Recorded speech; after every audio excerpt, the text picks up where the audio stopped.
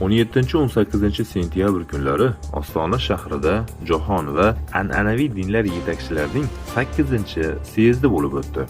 Unda 60 ga yaqin davlatdan 100 dan ortiq delegatsiyalar, jumladan jahon dinlari ma'naviyati yetakchilari, xalqaro tashkilotlar vakillari, ekspertlar, siyosatshunoslar, jamoat arboblari ishtirok etishdi. 8-qurultoy davomida bir qator tadbirlar o'tkazildi.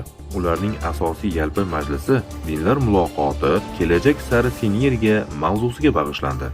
Forum 2025-yilgi Ostona tinchlik delegatsiyasining qabul qilinishi bilan yakunlandi. Unda dinlar aro va madaniyatlar aro muloqotni chuqurlashtirish zarurligi ta'kidlandi. Urush, ekstremizm va terrorizm qoralandi. Ekologik vaziyat va iqlim o'zgarishidan tashvish bildirildi. G'arb inson hayotining barcha jabhalari uchun qonunlarni o'z ichiga olgan siyosiy tarkibiy qismini istisno qilib, islomni axloqiy va ruhiy dinga aylantirishga intilmoqda. Musulmonlar ongiga madaniyatlar aro va dinlar aro muloqot kabi yot g'oyalarni singdirishga astoydil harakat qilmoqda. Diniy muloqot, bag'rikenglik, tinchlik va munosabatlarning normalashuvi haqidagi g'oyalarning xavfi shundaki, bu kabi narsalar islomning o'zligini xiralashtiradi. Uning xususiyatlari va ustunlarini musulmonlar ongidan o'chirib tashlaydi.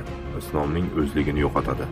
Islomga bo'lgan g'ururni, musulmonlarning bu dinga bo'lgan qat'iy amal qilish istagini tushirib yuboradi. Musulmonlar o'zlarining haq dini, ya'ni islom diniga rioya qilishlari, uni bor kuchlari bilan himoya qilishlari kerak. Islom aqidasi musulmonlarning ongi va qalbida mustahkam va ularning ruhida tirikdir. Islom bu dinga amal qiluvchilarni, hayotni boshqaradigan va ularning axloqini tuzatadigan g'oyalarga ergashuvchilarni yanada chidamli, kuchli va qat'iyatli qiladi. Allohning izni ila yaqin kunlarda 2-Roshid xalifalik davlati barpo etilganda bu ishlarning hammasi ro'yobga chiqadi va bu davlat madaniyatlar aro kurashni o'zining tabiiy yo'nalishiga yo'naltiradi.